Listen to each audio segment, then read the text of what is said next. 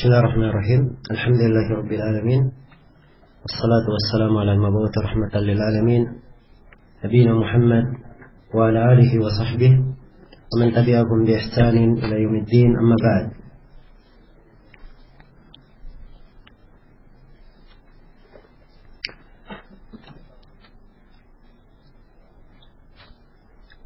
Di sesi yang ke-11 dari pembahasan kita mengkaji kitab Ushulus Sunnah karya Imam Ahmad bin Muhammad bin Hanbal rahimahullahu ta'ala. Ya. Telah dijelaskan tentang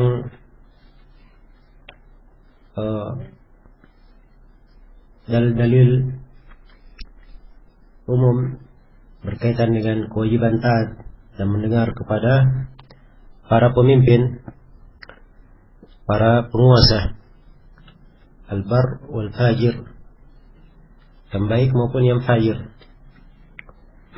Setelah itu Imam Ahmad rahimahullahu ta'ala menjelaskan apa ketentuan penguasa yang wajib ditaati tersebut.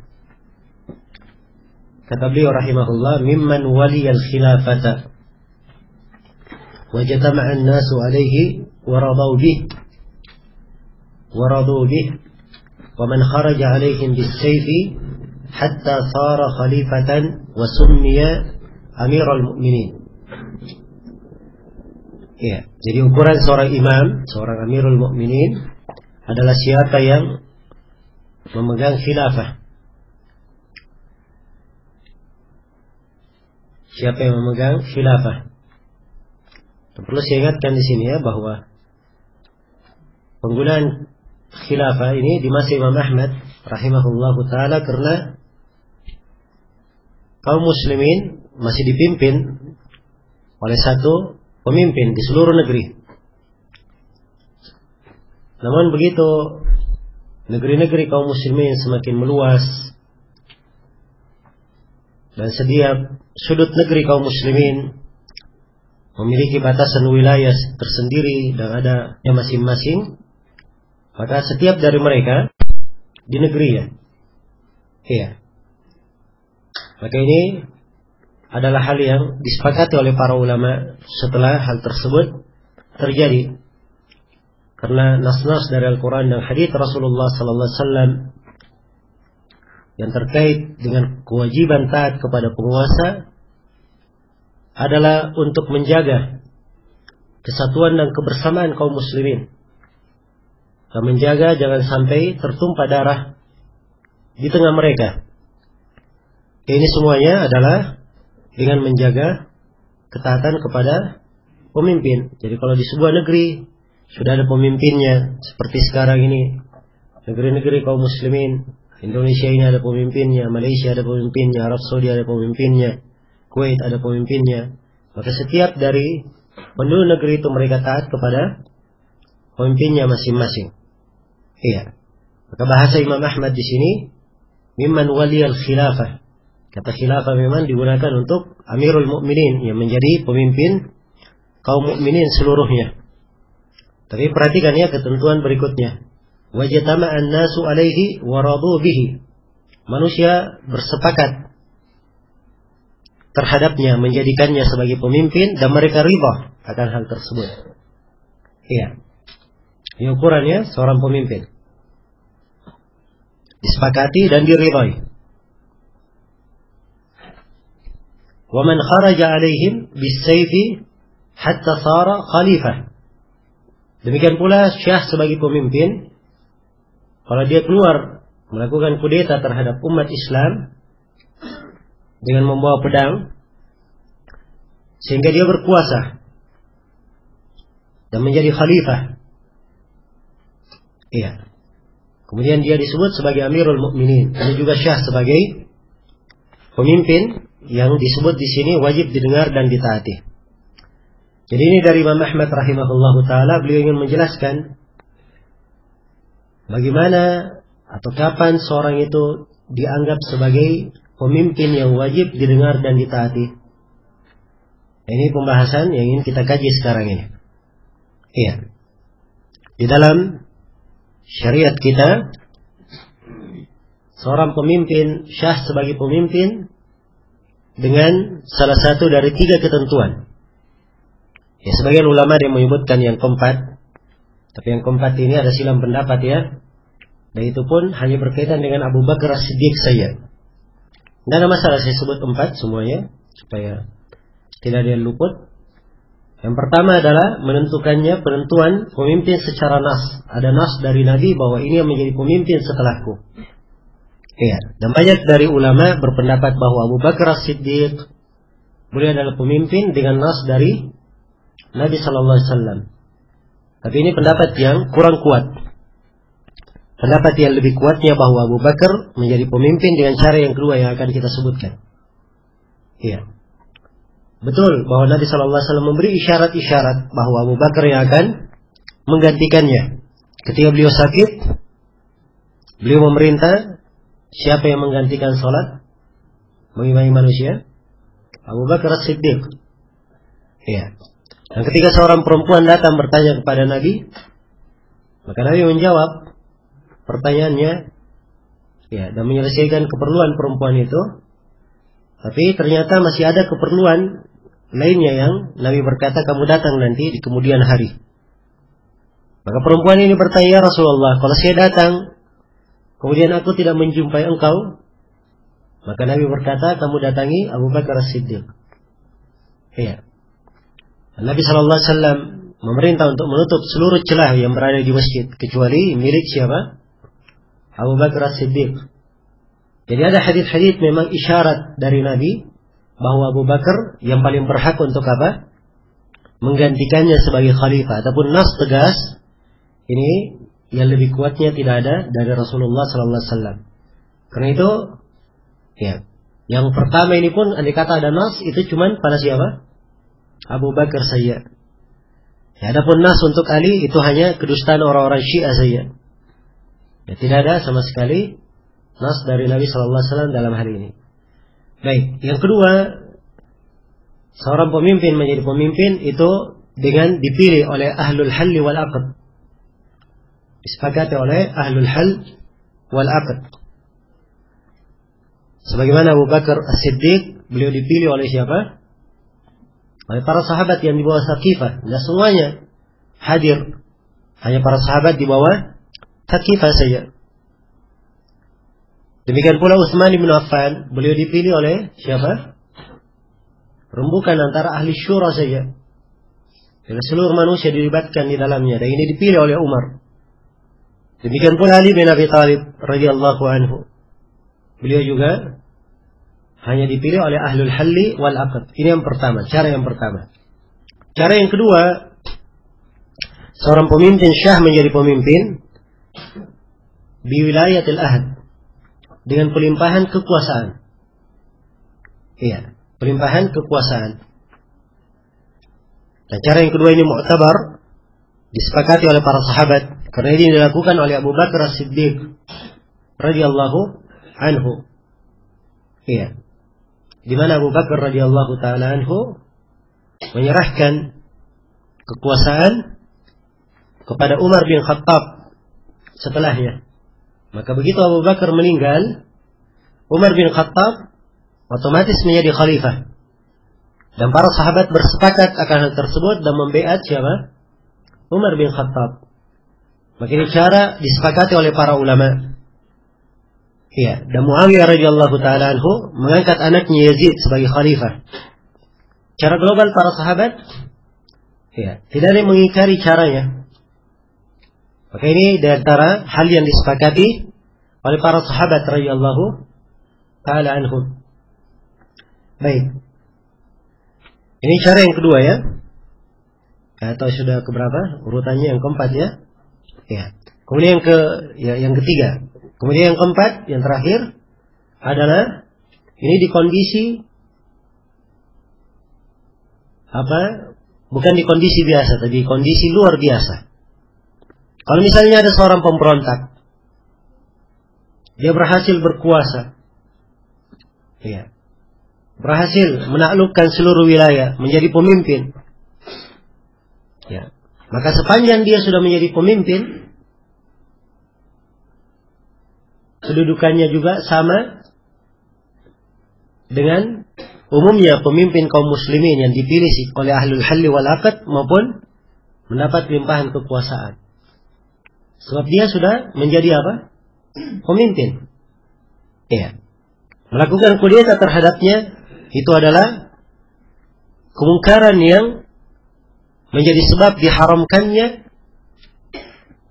bermaksiat kepada pemimpin. Akan terjadi pertumpahan darah, perpecahan di kalangan kaum muslimin. Ya, karena itu sepanjang dia sudah menjadi pemimpin, maka dia mendapatkan hak tersebut, walaupun dia mencapainya dengan cara yang apa? Cara yang keliru. Ya, dengan cara maksiat dia mencapainya. Ya, ini semisal dengan keadaan kita sekarang ini. Ya, pemimpin menjadi pemimpin dengan cara yang tidak benar. Dengan cara apa? Dengan cara pemilu. Ya. Dan pemilu ini adalah cara yang tidak ada di dalam syariat kita. Ya. Sebab ahlul halli wal aqd, pemilihan yang memilih itu orang-orang berakal, tokoh-tokoh di apa? Tokoh-tokoh di negeri itu. Nah, itu ahlul halli wal aqd namanya. Bukan semua orang memilih. Iya. Disamakan suara itu. Ini pengingkaran terhadap syariat. Sebab syariat kita membedakan antara laki-laki dan perempuan. Dibedakan antara yang fasik dan yang salih. Dibedakan antara mukmin dan kafir. Ya, dan ini menyamakan semuanya. Dan tentunya kalau terpilih dengan cara ini, ya, akan sudah menjadi pemimpin, maka selesai, sudah dianggap dia sebagai apa? Pemimpin. Kita wajib mendengar dan taat kepadanya sama dengan apa?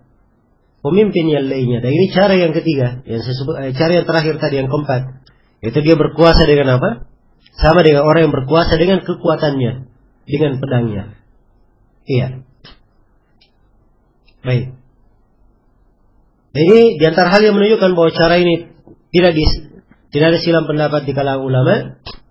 Ketika Abdullah bin Zubair radhiyallahu taala anhu, dan waktu itu wilayah kepemimpinan, ya, ada kepemimpinan Abdullah bin Zubair beliau menguasai, sudah menjadi khalifah di Mekah dan di sekitarnya. Iya, di Mekah dan di sekitarnya. Namun setelah itu Abdullah bin Zubair radhiyallahu taala anhu digulingkan. Iya, oleh Abdul Malik bin Marwan. Setelah Abdullah bin Zubair digulingkan, maka para sahabat yang masih hidup, Abdullah bin Umar, Anas bin Malik dan lainnya, semuanya membaiat Abdul Malik bin Marwan. Jelas ya? Dan ini menunjukkan bahwa ya, keadaan para sahabat menjaga manusia terhindar dari pertumpahan darah, menghindari fitnah, itu adalah sikap mereka pada keadaan-keadaan seperti itu. Dan ini menunjukkan bahwa cara yang keempat ini, ya, mengakui pemimpin walaupun dia berkuasa dengan cara yang salah, sepanjang dia sudah menjadi pemimpin, menaklukkan kaum muslimin, membawahi kaum muslimin, maka dia syah sebagai pemimpin, sebagaimana umumnya para pemimpin yang terpilih dengan cara ridha, cara yang biasa. Baik, selesai ya. Jadi saya simpulkan di sini semuanya ada 4, ya, dalam uraian, tapi secara prakteknya yang tersisa di hari ini hanya berapa? 3 saja yang dianggap pemimpin itu syah sebagai pemimpin. Apakah dia dipilih oleh ahlul halli wal aqd, atau dia dipilih, atau dia mendapat pelimpahan kekuasaan. Ya, ini yang diistilahkan oleh sebagian orang dengan cara monarki, cara kerajaan. Ya, ini cara syar'i lebih bagus daripada cara demokrasi. Ya, cara apa? Pemilu. Nah, ini adalah hal yang bagus dan benar. Dan ini yang dilakukan di mana? Di Saudi Arabia, di apa namanya, di banyak negara Teluk. Iya. Dan ini cara benar secara syar'i. Jelas ya? Adapun yang menerimanya berhak atau tidak itu masalah lain. Itu masalah lain. Iya. Karena itu Umar bin Khattab radhiyallahu taala anhu, beliau tidak limpahkan kekuasaan kepada anaknya Ibnu Umar. Tapi beliau arahkan kepada 6 orang dari apa? Ahli syura. Dan telah dikatakan kepada Umar, kenapa engkau tidak melimpahkan kekuasaan kepada anakmu? Kalau Umar berkata, cukuplah, aku yang menanggung derita ini. Ya. Beliau anggap bahwa kepemimpinan itu adalah ujian dan cobaan. Ya. Dan beliau sendiri berkata, bagaimana saya berikan khilafah kepada orang yang tidak pandai mentalak istrinya. Ya. Sebab Ibnu Umar radhiyallahu taala anhu pernah mentalak istrinya dalam keadaan apa? Dalam keadaan haid. Iya. Baik. Dan ini dari insaf Umar bin Khattab radhiyallahu taala anhu. Ya. Selesai sudah ya tentang bagaimana pemimpin itu. Kemudian Imam Ahmad rahimahullah di dalam pembahasan-pembahasan berikutnya menguraikan tentang hak-hak seorang pemimpin. Ya. Dan kekhususan para pemimpin itu apa?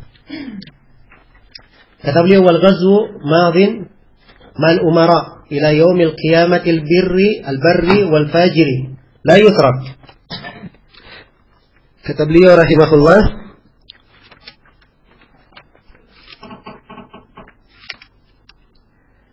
ya. Di sini ada yang hilang ya satu kalimat, dicetakan di Al-Lalakai, di riwayat Al-Lalakai ada tambahan wal jihadu madin ila yaumil qiyamah ma'al barri wal fajir. Ada jihad di depannya. Ya. Dan jihad madin akan berlaku sampai hari kiamat. Ya, bersama pemimpin yang bar maupun yang fajir. Wal ghazwu madin ma'al umara ila yaumil qiyamah al bar wal fajir la yutrak. Dan peperangan adalah terus berlaku bersama para pemimpin hingga hari kiamat, pemimpin yang baik maupun yang fajir. Syariat tidak akan ditinggalkan. Baik. Jadi sini disinggung tentang jihad. Kata jihad itu lebih umum daripada al-ghazw. Sebab al-ghazw itu peperangan berkaitan dengan fisik. Dan peperangan itu sifatnya dua macam. Ada peperangan kaitannya dengan orang kafir. Dan ada peperangan kaitannya terhadap al-bughat. Ya, kelompok yang melampaui batas. Apakah mereka yang meninggalkan kewajiban syariat atau mereka yang akan melakukan kudeta terhadap pemerintah dan semisal dengannya. Kalau diperangi itu namanya memerangi al-bughat walaupun dia muslim. Tapi kalau kafir itu masuk di pembahasan jihad. Iya. Baik. Jadi kata jihad itu sendiri itu lebih umum ya. Lebih umum. Dan di sini penulis berkata jihad madin akan berlaku hingga hari kiamat bersama para pemimpin, pemimpin yang baik maupun yang buruk. Ya. Jadi kalau pemimpin menyuruhkan jihad, kita wajib untuk ikut berjihad bersama pemimpin. Dan ingat sekali lagi, jihad yang apa? Jihad yang disyariatkan. Sebab kalau tidak disyariatkan itu namanya maksiat. Dan tidak boleh taat kepada pemimpin dalam apa? Dalam hal maksiat. Ya, dan ini ketentuan di dalam syariat. Nas dari Nabi sallallahu alaihi wasallam. Haditsnya dalam riwayat Bukhari dan Muslim. Rasulullah sallallahu alaihi wasallam bersabda, "Innamal imamu junnah yuqatalu min waraihi." Sungguhnya pemimpin itu adalah tameng. Hendaknya dilakukan peperangan di belakangnya. Jadi kalau ingin berjihad harus di belakang bendera apa? Bendera imam. Nah, ini syarat jihad di dalam syariat kita. Baik, untuk memperjelas, jihad itu terbagi 4. Ada jihad membenahi diri sendiri. Ada jihad melawan syaitan. Ada jihad terhadap pelaku maksiat dan penyandang pemikiran yang keliru. Dan ada jihad terhadap kaum kufar dan kaum munafikin. Ini 4 jenis jihad. Iya. Ada jihad terhadap kaum kafir untuk jihad memerangi ya orang-orang kafir. Jihad yang seperti itu terbagi 2. Jihad tersebut terbagi dua. Ada namanya jihadud dafa, dan ada namanya jihad al-hujum. Ada jihad membela diri dan ada jihad menyerang. Iya. Kita akan memfokuskan pembahasan tentang jihad menghadapi orang kafir ini. Jadi terbagi berapa tadi? Terbagi dua. Ada jihadud dafa, membela diri. Ya, kalau seorang muslim, kaum muslimin diserang oleh orang-orang kafir, maka mereka apa? Membela dirinya. Wa in istansarukum fid din fa alaikumun nasr. Apabila kalian dimintai pertolongan dalam agama, hendaknya kalian menolong. Dan Rasulullah sallallahu alaihi wasallam bersabda, "Man qutila duna nafsihi fa huwa syahid, wa man qutila duna malihi fa huwa syahid, wa man qutila duna ahlihi fa huwa syahid." Barang siapa yang terbunuh karena membela dirinya, dia mati syahid. Barang siapa yang terbunuh karena membela keluarganya, dia mati syahid. Barang siapa yang terbunuh karena dia membela agamanya, dia mati syahid. Iya. Baik, ini jihad membela diri. Dan jihad yang untuk membela diri ini, namanya membela diri, tidak disyaratkan syarat apapun. Hanya saja Ibnu Qudamah merinci bahwa ini keadaan, yaitu bahasa Ibnu Taimiyah ya, bahwa jihad yang seperti ini tidak disyaratkan syarat apapun. Hanya saja Ibnu Qudamah menjelaskan bahwa kalau kaum muslimin itu diserang tiba-tiba, tidak disyaratkan ada pemimpin, mereka membela diri. Tapi kalau mereka diserang, akan diserang dan akan membela diri, maka ini harusnya di bawah pengaturan pemimpin, karena masih ada kesempatan untuk berjihad di bawah apa? Di bawah pemimpin. Kemudian perlu saya ingatkan juga, kata membela diri itu disyaratkan oleh para ulama memiliki kemampuan. Iya. Karena di kejadian Hudaybiyah para sahabat jumlahnya 1.300-an orang. Iya. Tapi mereka tidak menghadapi orang kafir musyrikin, bahkan mengadakan perdamaian. Karena jumlah orang-orang musyrikin lebih banyak, puluhan ribu mereka jumlahnya. Ya, karena itu membela diri disyaratkan apa? Disyaratkan kemampuan. Iya.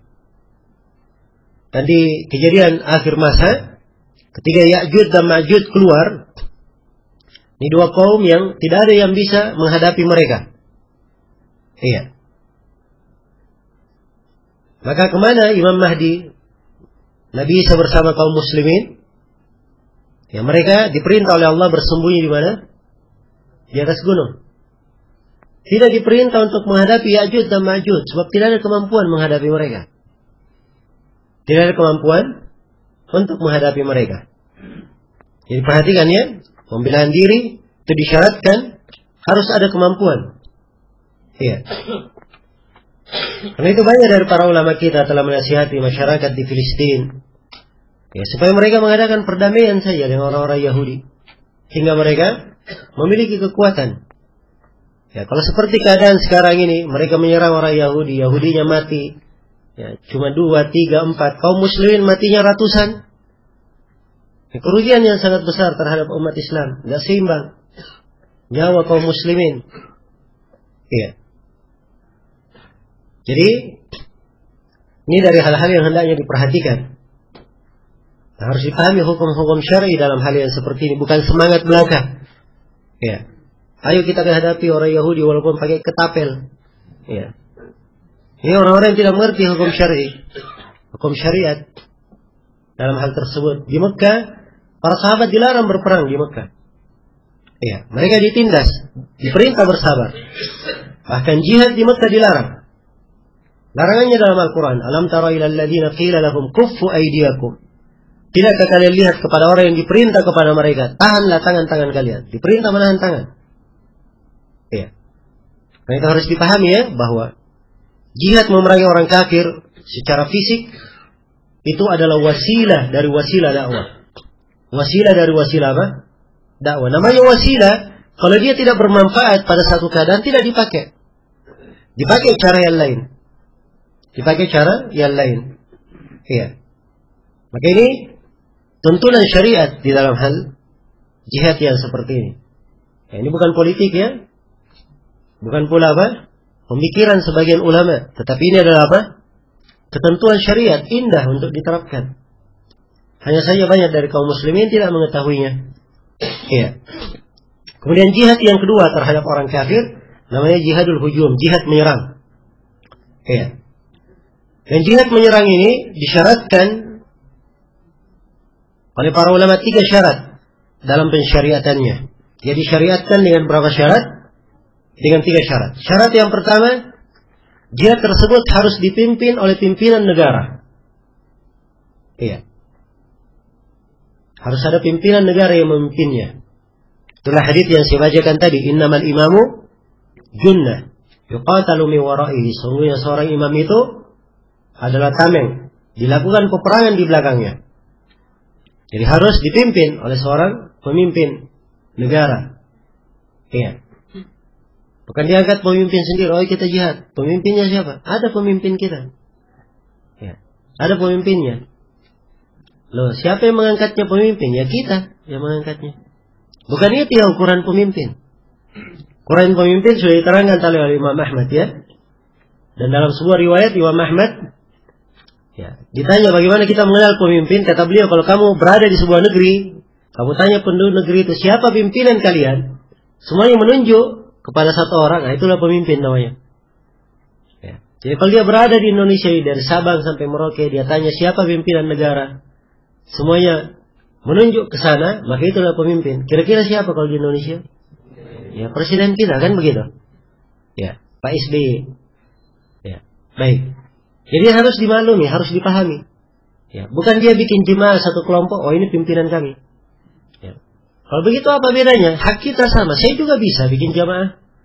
Ya. Ya kan? Bisa bikin jemaah. Apa yang membedakan?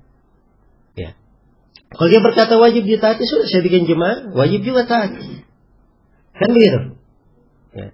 Nah ini adalah namanya fawdha. Ya. Adalah kekacauan. Ya. Ini tidak ada di dalam syariat kita yang seperti ini. Syariat kita itu teratur semuanya. Aturannya lengkap. Jangan dalam hal yang besar seperti ini. Ya, dalam perkara merapikan pasukan saya, ya aturannya sangat rapi sekali dalam syariat kita.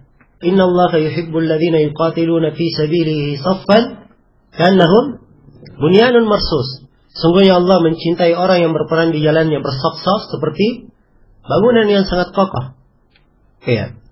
Dan Rasulullah bersabda, "Idza hajamukum," apabila mereka menyerang kalian, maka lemparlah mereka dengan tombak.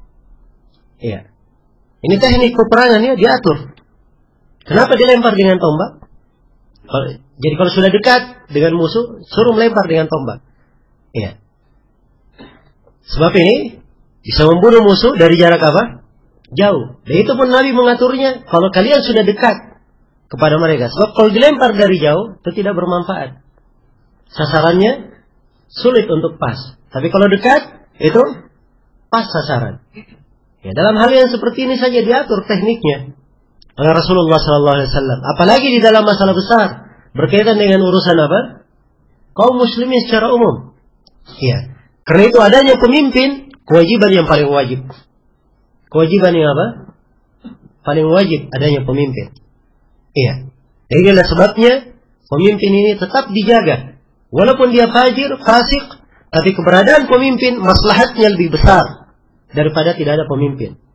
Karena itu kata sebagian ulama 60 tahun dipimpin oleh penguasa yang zalim itu lebih baik daripada 1 hari tanpa pemimpin. Dan ini kita semuanya pernah merasakannya.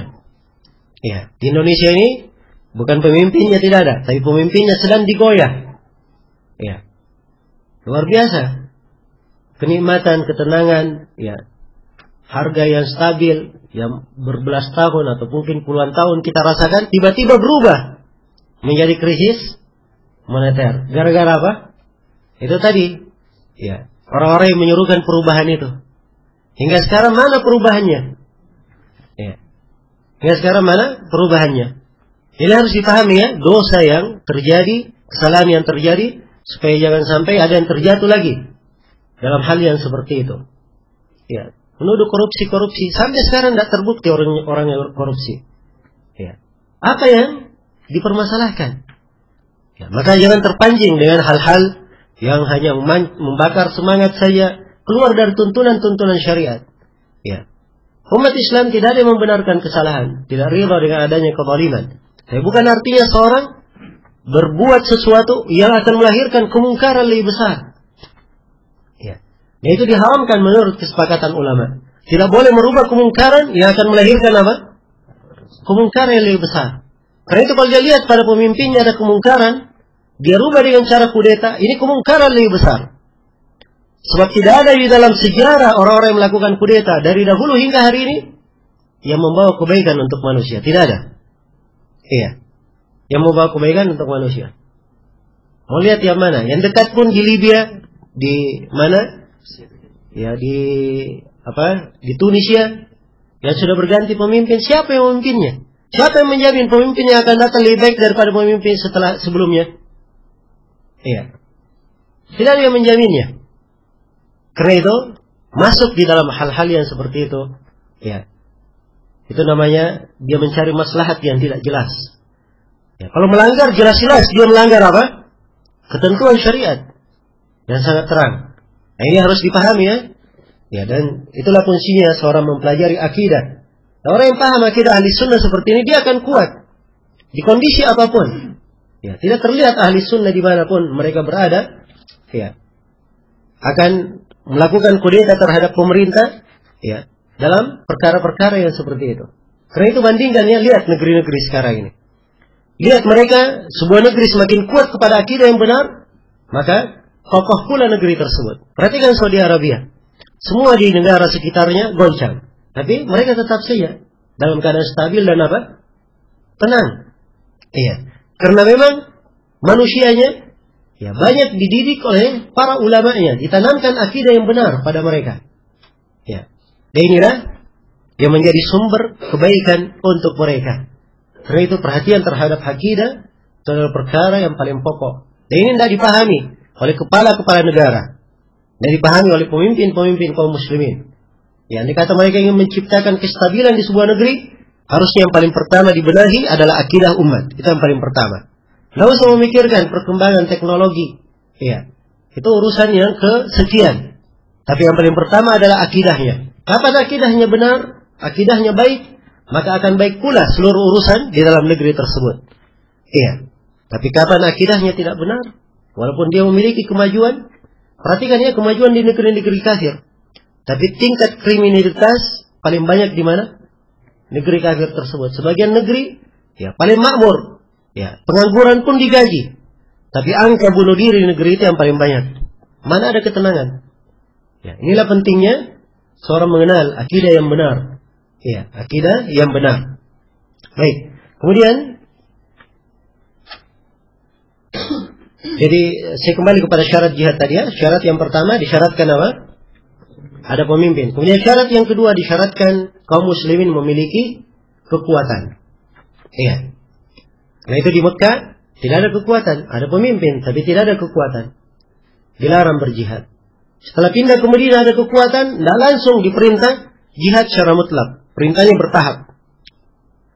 Mula-mula Nabi dan para sahabat diizinkan memerangi orang yang menzalimi mereka saja. Iya. Setelah itu berkembang, diperintah untuk memerangi orang-orang kafir yang di sekitar mereka saja, karena membahayakan mereka. Setelah itu baru turun perintah jihad secara mutlak, memerangi orang-orang kafir. Ya, dengan ketentuan yang telah dimaklumi. Itu pun setiap Nabi mengutus pasukan, beliau berwasiat yang pertama mengajak mereka kepada Islam. Kalau mereka menolak, minta supaya mereka bayar upeti, bayar jizyah. Kalau mereka menolak, baru diperangi. Baik. Jadi ini yang kedua ya, disyaratkan kekuatan. Ya. Dan saya sudah sebutkan kisah Hudaybiyah dan kisah Nabi Isa dan Imam Mahdi bersama kaum muslimin bersembunyi di mana? Di gunung. Karena tidak ada kekuatan. Ya. Karena itu pada saat tidak ada kekuatan, tidak disyariatkan berjihad. Ya. Kemudian yang ketiga, disyaratkan ada wilayah kekuasaan. Karena para ulama sepakat bahwa syariat jihad itu bermula ketika kaum muslimin pindah ke Madinah. Kaum muslimin berpindah ke Madinah. Setelah mereka berada di Madinah, barulah mereka diizinkan untuk berjihad. Iya. Karena itu kalau kita periksa orang-orang yang meneriakkan jihad itu di negeri kaum muslimin, ya, orang-orang yang biasa melakukan peledakan, pengoboman, ya, dengan dalih ini adalah jihad. Kalau kita periksa syarat-syarat ini tidak akan terpenuhi. Ya, jihad yang mereka tegakkan, misalnya di Indonesia ini, jihad apa namanya? Jihad menyerang atau membela diri? Ya, membela diri nggak ada yang menyerang mereka. Ya. Ini jihad menyerang. Ya, sekarang jihad menyerang ada 3 syaratnya. Mana pimpinan negaranya? Ya. Tidak ada ya, nggak terpenuhi. Baik, mana kekuatannya? Ya. Melakukannya aja sembunyi-sembunyi. Ya. Kemudian setelah itu menjadi buronan. Ya. Kemudian mana wilayahnya? Ya, ini nggak ada ya wilayahnya kecuali negara di bawah tanah. Ya. Baik. Maka ini bukan dari jihad sama sekali. Karena itu hendaknya seorang bertakwa kepada Allah. Jangan dia masuk kepada sesuatu dia tidak mengerti tuntunan syariat. Wah, asyik memang dibacakan orang keutamaan mati syahid, keutamaan orang yang berjihad fisabilillah, ya. Gampang meninggalnya, disambut oleh bidadari, ya. Bahasanya jadi pengantin, ya. Tapi kalau tidak benar sesuai dengan ketentuan syariat dalam jihad tersebut, tidak mungkin keutamaan itu dia dapatkan. Tidak mungkin keutamaan tersebut dia dapatkan. Sebab itu adalah perbuatan kerusakan. Perbuatan kerusakan. Ya, jadi harus dipahami bahwa syariat kita memiliki nilai-nilai yang sangat kuat sekali, sangat penting sekali. Ketika terjadi kejadian di WTC tanggal 11 September, para ulama kita mengeluarkan fatwa mengingkari kejadian tersebut. Banyak orang yang heran. Loh, kok diingkari? Ya. Tapi subhanallah, tampak kekuatan ilmu syariat. Setelah berjalan sekian waktu, ya, berjalan waktu dan waktu, kelihatan sudah betapa benarnya fatwa dari apa? Para ulama kita tersebut. Kita tidak tahu siapa pelakunya ya. Ya. Itu memang kemungkinan besarnya adalah makar orang kafir sendiri. Ya. Tapi bagi mereka yang mengatakan, ya, dilakukan oleh sekelompok orang yang menisbatkan dirinya mengangkat jihad, ya, mana kemaslahatan di belakang hal tersebut? Mati dari orang kafir berapa? Tapi betapa banyak kezaliman yang terjadi untuk umat Islam. Ya, perhatikan Afghanistan, ya, Irak, semuanya diduduki oleh orang kafir dengan alasan apa? Memberantas terorisme. Imbas dari apa? 11 September. Dulunya universitas-universitas Islam itu mendatangkan ratusan bahkan ribuan orang untuk disekolahkan di negeri kaum muslimin. Setelah kejadian itu semuanya tertutup. Iya. Baru terbuka baru-baru ini aja. Ya. Setelah sekian lama waktu berlalu. Sebagian negeri kaum muslimin yang minoritas kaum muslimin di sana semakin tertindas. Bahkan saya dengar dari sebagian ikhwan di, kalau saya nggak salah orang-orang Eropa, dan sebagian negara pakai jubah misalnya pakaian Islami, dia berlari itu diberi kebolehan untuk tembak mati karena dikhawatirkan apa?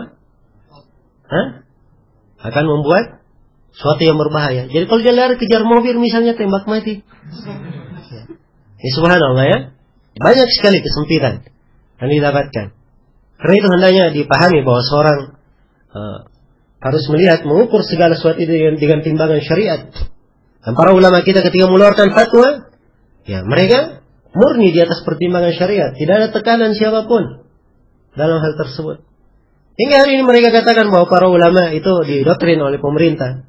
Ya, banyak keputusan-keputusan pengadilan di Saudi Arabia, raja pun tidak bisa merubahnya. Tidak bisa apa? Merubahnya. Kalau di sini presiden bisa memberikan apa? Ya. Bisa memberikan garansi. Kalau di sana siapa yang bisa memberikan? Raja pun tidak bisa merubah keputusan di pengadilan. Sebab itu hukum syar'i, hukum syariat.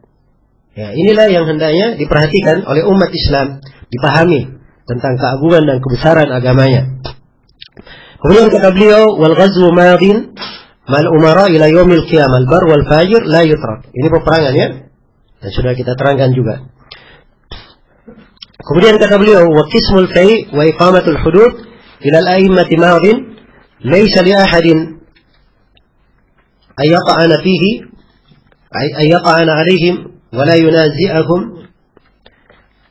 Nah, kemudian kata beliau, dan pembagian al-fai, harta rampasan perang, wa iqamatul hudud, dan penegakan hukum-hukum had, itu diserahkan kepada para imam. Ini adalah perkara yang tetap berlaku. Ya, maafin, tetap berlaku. Laisa li ahadin ayyata'ana 'alaihim, tidak ada seorang pun yang diperkenankan untuk mencela mereka. Wa la yunazi'ahum, dan tidak ada seorang pun yang boleh menentang mereka atau membangkang mereka. Ini dari tugas pemerintah, ya, membagi apa? Al-fai. Sebab kalau ada harta rampasan perang, kita dibagi oleh pemerintah. Ya. Nah, itu siapa yang berjihad, apapun dari harta rampasan perang didapatkan di negeri jihad, itu tidak boleh langsung digunakan. Tapi diserahkan dulu. Ya, dikumpul oleh pimpinan kaum muslimin. Setelah itu baru dibagi oleh pimpinan kaum muslimin yang membaginya. Sebab kalau setiap orang, ya, membaginya, pasti akan terjadi apa? Keributan. Ya. Wa iqamatul hudud, demikian pula penegakan hudud. Nah, ini juga harus ditegakkan oleh siapa? Pemimpin. Ya, dan tidak dikenal di dalam syariat kita apa yang disebut dengan main hakim sendiri. Ya. Nah, ini subhanallah banyak terjadi di Indonesia, ya. Padahal mereka ya, semuanya mengaku sebagai kaum muslimin. Dalam Islam tidak dikenal main hakim sendiri itu. Ya. Sebab pembuktian seorang itu bersalah ada tahapan-tahapannya. Ya. Kemudian penegakan hukum terhadap seseorang itu disyaratkan syarat-syarat. Ada ketentuannya. Ya. Sesuai dengan jarima yang dia lakukan, hukuman yang ditegakkan. Jangan sampai di dalam penegakan hukum ada bentuk pelampauan batas terhadapnya. Iya. Jangan sampai dia hanya mencuri, tapi dapatnya hukum bunuh. Ya. Dan sekarang ini naudzubillah, ya, hakim sendiri. Baru dicurigai curi HP, sudah mati dipukul masa. Dicurigai apa? Curi HP. Belum dipastikan dia mencuri, baru dicurigai. Iya. Nah, ini akibat tidak adanya pemahaman terhadap ketentuan syariat dalam hal yang seperti ini. Jadi penegakan hudud kembali kepada siapa? Kepada imam. Dan ini perkara tidak ada silang pendapat di kalangan ulama. Iya. Baik. Kemudian demikian pula di antara hak penguasa, wa daf'us shadaqat ilaihim jaizah nafidah. Man dafa'aha ilaihim ajza'at anhu barran kana aw fajira.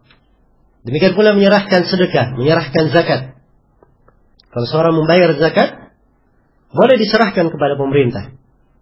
Ya, kenapa Imam Ahmad pakai bahasa boleh, bukan wajib?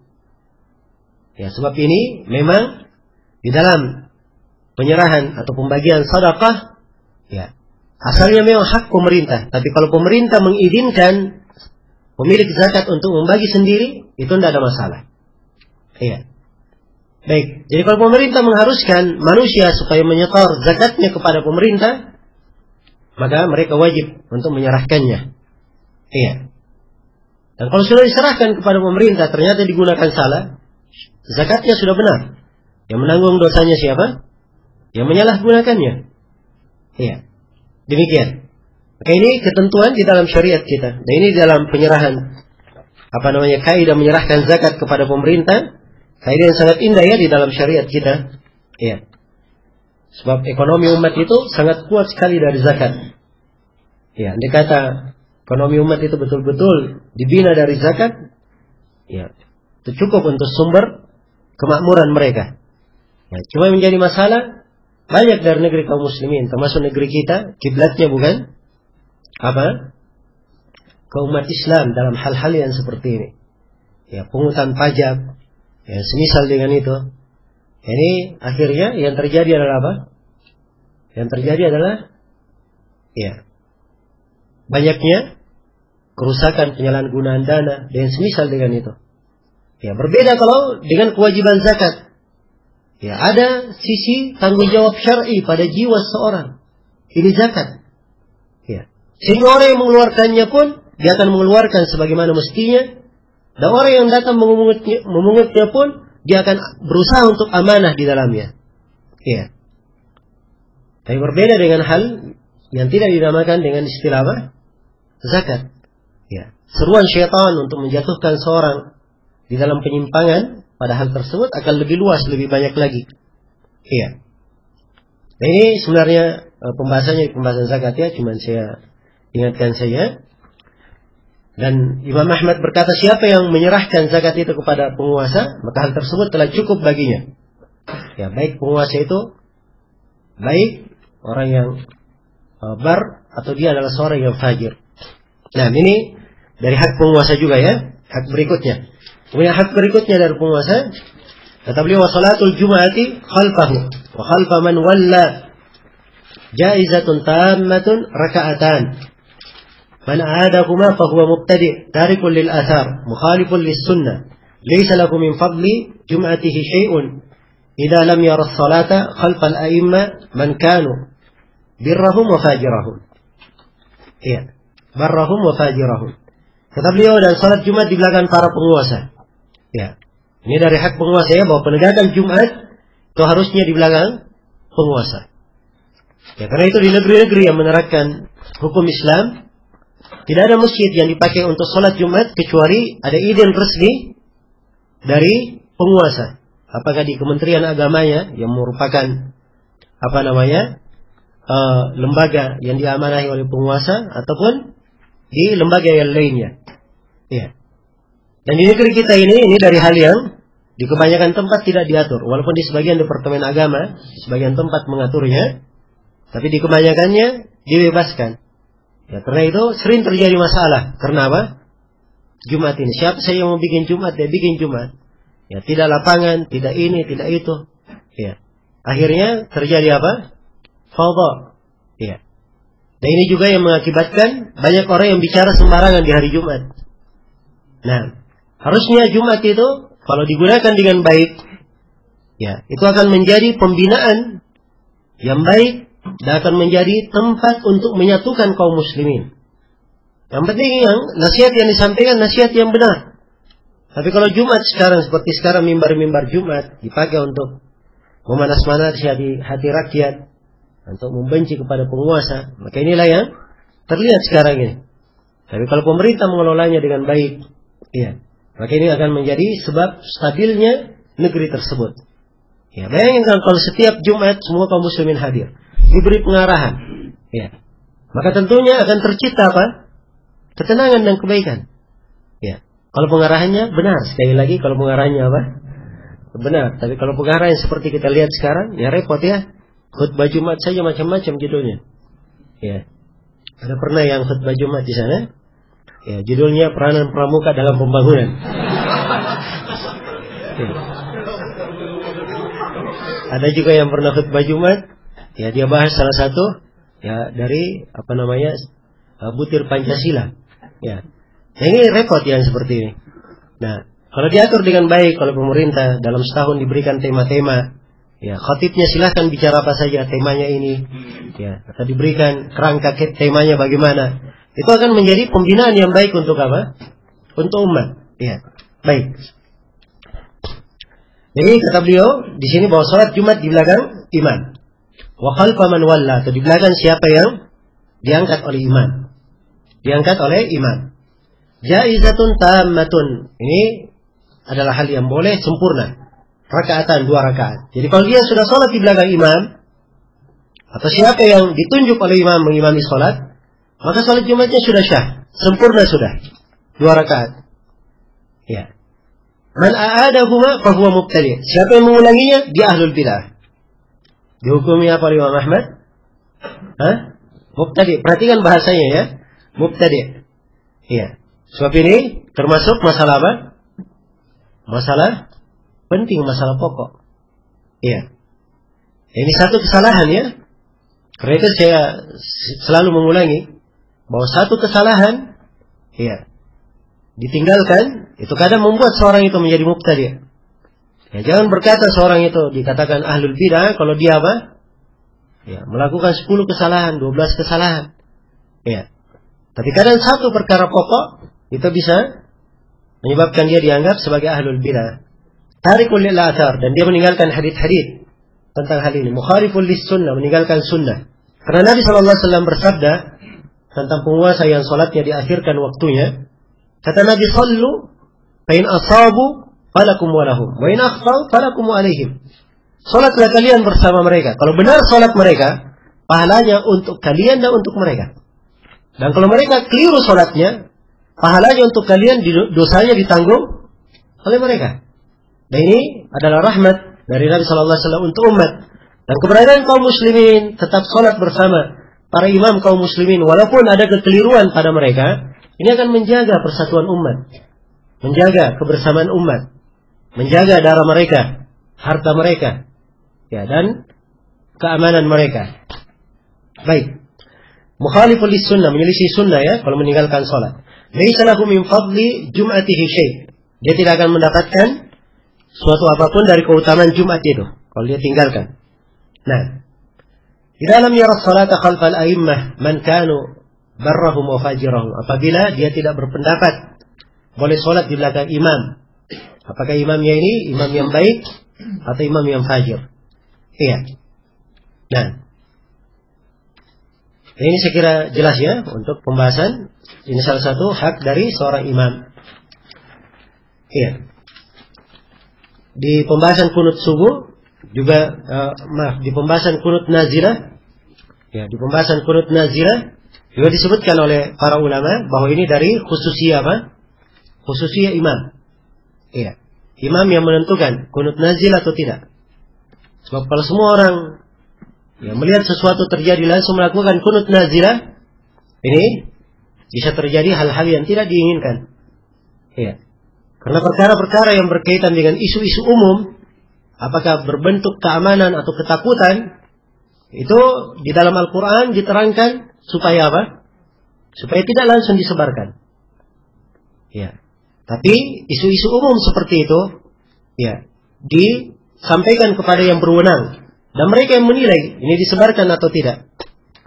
Karena itu tatkala tersebar isu bahwa Nabi SAW mentalak istri-istrinya, ya, para sahabat ditegur di dalam Al-Quran. Idza ja'akum amrun minal amni awil khawfi ada'u bih walau radduhu ila ar-rasul wa ila ulil amri minhum la'alimahu alladhina yastanbitunahu minhum.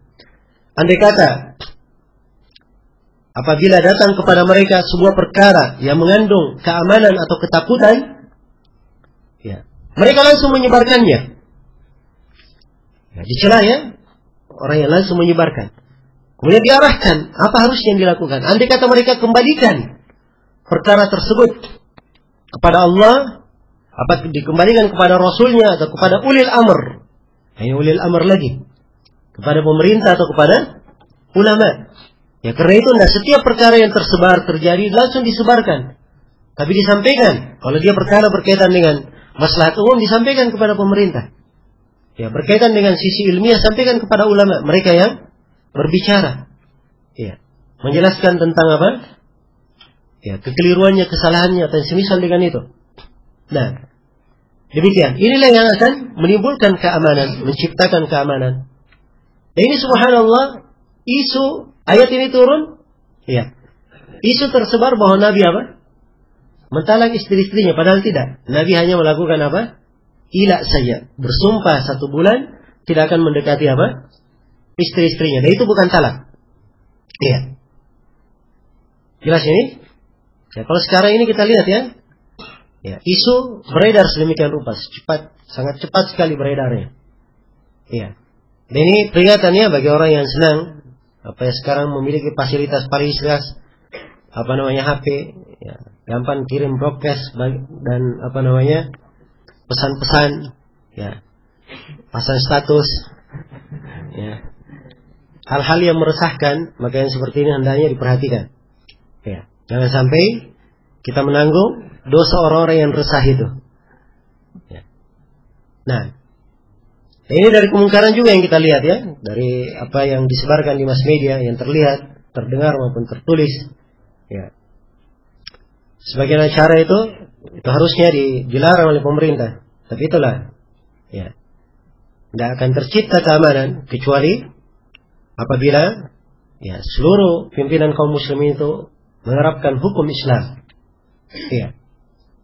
Perhatikan ya cara-cara seperti apa namanya itu, berita-berita tentang kriminal, ya diliput kriminal itu diceritakan, bahkan ada ulasannya, ada apa namanya?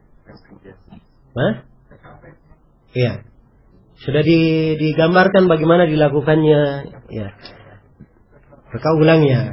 Baik, maka ini secara tidak langsung mengajari manusia untuk berbuat apa? Kriminal. Orang-orang yang di kampung mana tahu mereka cara mencuri seperti itu. Ya. Begitu lihat di televisi, oh begitu rupanya caranya. Ya. Dia dapat pelajaran. Ya. Maka ini hal-hal yang dampak negatif. Kadang sebagian orang tidak memikirkannya, dan kadang sebagian orang tahu, cuman memang memiliki apa? Maksud-maksud jelek untuk manusia, menyebarkan kejelekan di tengah manusia. Ya, karena itu indah sekali ya tuntunan syariat kita. Ya, ini satu sudut berkaitan dengan masalah apa? Hak-hak penguasa dijaga. Semuanya kemaslahatan untuk umat. Ya, kemaslahatan untuk umat. Kemudian kata beliau, "Fas sunnatu ayyusalli ma'akum raka'ataini. Man a'adakum mubtadi'." Sunnahnya adalah dia salat bersama mereka 2 rakaat. Siapa yang mengulanginya maka dia ahlul bidah. Wa yadinu bi annaha tammatun la yakunu fi sadrika min dzalika syak. Ya, kemudian dia meyakini bahwa apa yang dia lakukan tersebut adalah sudah apa? Sudah sempurna dan tidak ada, dan jangan ada keraguan di dalam dadamu sama sekali. Baik. Kemudian Imam Ahmad rahimahullahu taala ya melanjutkan menjelaskan tentang keharaman untuk melakukan kudeta terhadap pemerintah, terhadap penguasa. Kata beliau, "Man kharaja ala imamin min a'immatil muslimin وقد كان الناس اجتمعوا عليه وقروا له بالخلافة بأي وجه كان بالرضا أو بالغلبة فقد شق هذا الخارج أصل المسلمين وخالف الآثار عن رسول الله صلى الله عليه وسلم فإن مات الخارج عليه مات ميتة جاهلية."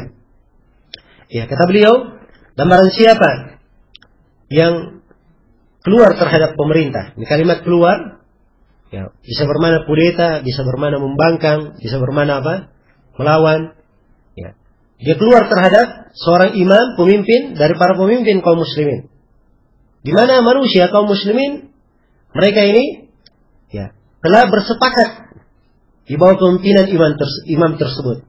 Wa qarru lahu bil khilafah, dan mereka telah mengakui kepemimpinannya, kepemerintahannya. Bagaimanapun cara dia menjadi pemerintah, apakah dengan cara ridha atau cara apa?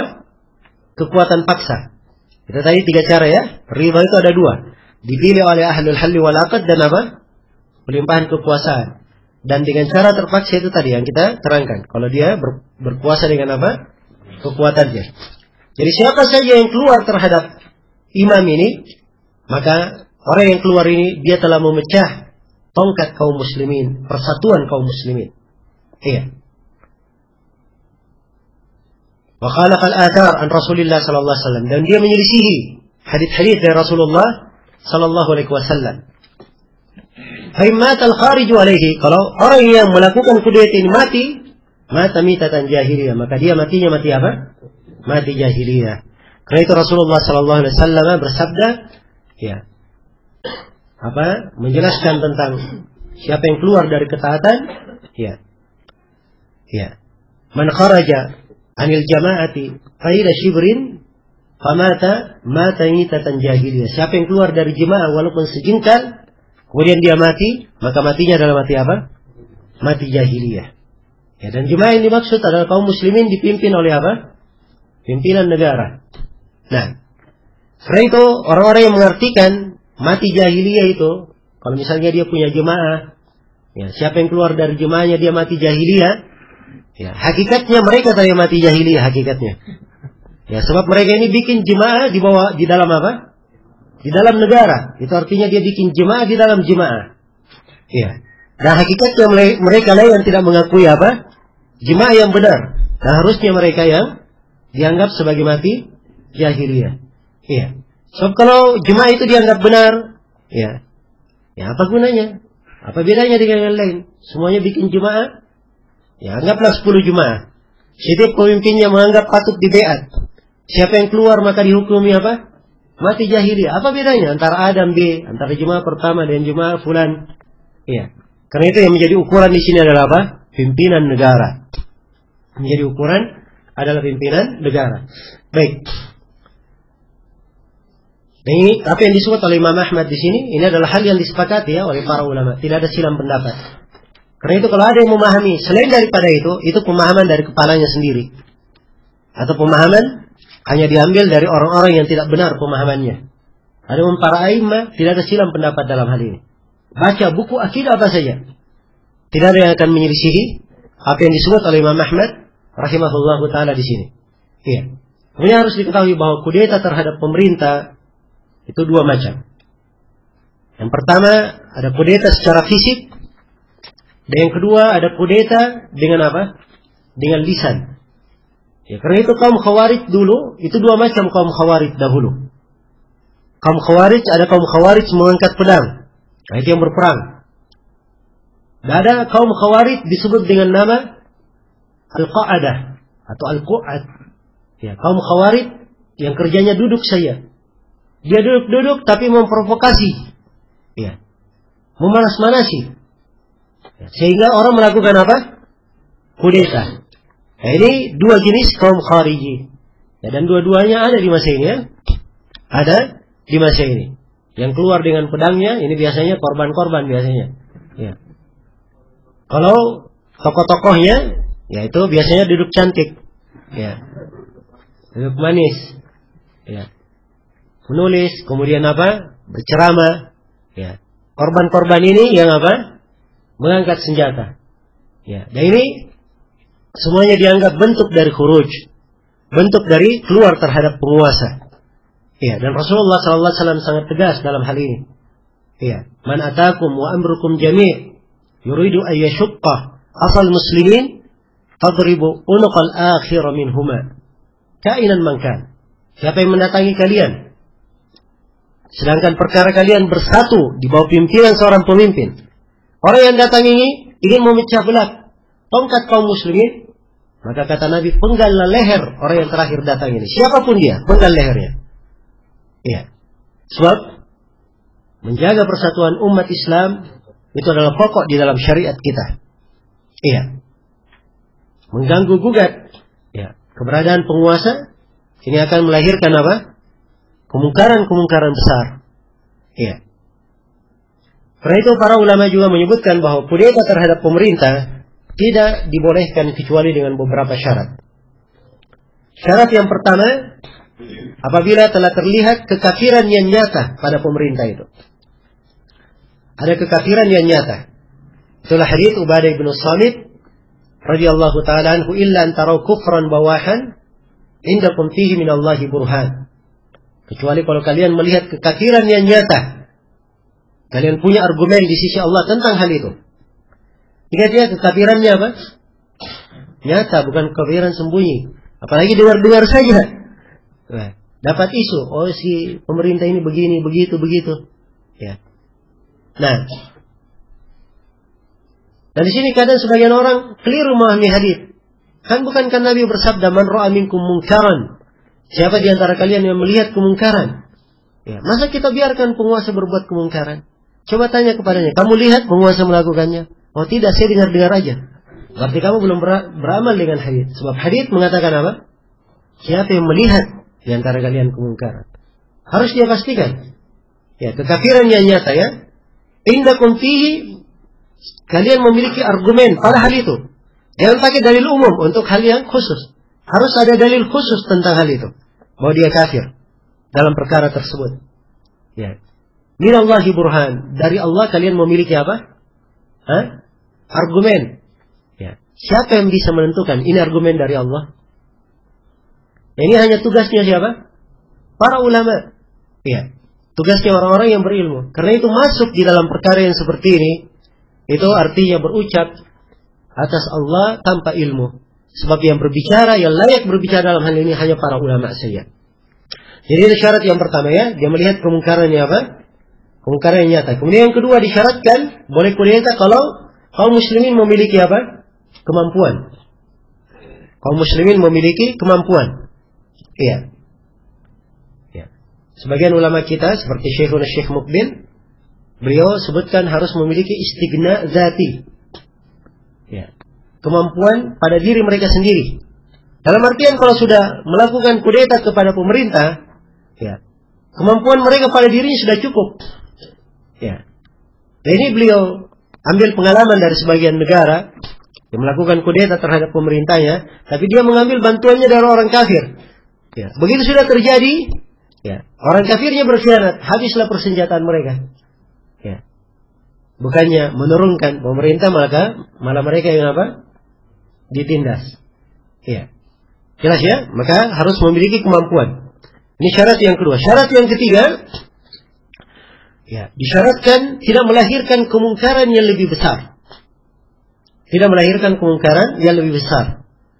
Jadi kalau dia melahirkan kemungkaran yang lebih besar, menyebabkan tertumpahnya darah kaum muslimin, maka ini adalah hal yang diharamkan, tidak diperbolehkan. Kemudian syarat yang keempat, disyaratkan sudah ada pemimpin pengganti setelah menurunkan apa? Pemimpin yang kafir tersebut. Ya. Kalau dia ingin menurunkan pemimpin, kaum muslimin sudah siap dulu pemimpinnya. Sudah siap apa? Pemimpinnya. Nah, jangan sampai sudah diturunkan, setelah itu berkelahi antara mereka mencari pemimpin. Ya. Jelas ya? Ya, itu yang pernah terjadi di Afghanistan. Setelah Rusia terusir, perang saudara antara mereka. Ya. Nah, ini pula yang terjadi, ciri-ciri yang akan terjadi di beberapa negara yang baru-baru ini apa? Menganggap dirinya berhasil menurunkan, ya, penguasa mereka yang mereka anggap zalim. Ya. Jelas ya? Karena itu harus dipahami oleh umat Islam, ada ketentuan-ketentuan indah di dalam syariat kita. Ya. Baik, kemudian kata beliau rahimahullahu taala, wala yahillu qatlus sultan wala al-khuruju alaihi li ahadin minan nas. Wa man fa'ala dhalika fa huwa mubtadi' ala ghairi sunnati wat tariq. Ya. Kata beliau, dan tidak halal, tidak diperbolehkan untuk memerangi pemerintah, dan tidak boleh pula khuruj, memberontak terhadapnya. Ini tidak boleh bagi siapa saja dari manusia. Faman fa'ala dzalika fa huwa mubtadi'. Siapa yang mengerjakan hal tersebut, maka dia adalah seorang mubtadi', ahlul bidah, ala ghairi sunnati wat tariq, tidak berada di atas sunnah dan tidak berada di atas jalan yang lurus. Ini saya kira sudah jelas ya. Ya.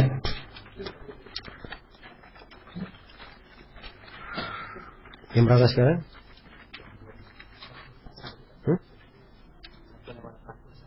Baik, berarti sudah lewat 10 menit. Ya. Masih satu pembahasan lagi sebenarnya, cuman pembahasannya terangkai dalam 3 lembar. Ya, agak panjang ya, nanti kita lengkapi aja insyaallah selepas sholat asar nanti. Baik, untuk sementara saya cukupkan sampai sini. Subhanakallahumma wa bihamdik, asyhadu an la ilaha illa anta, astaghfiruka wa atubu ilaik. Walhamdulillahirabbil alamin.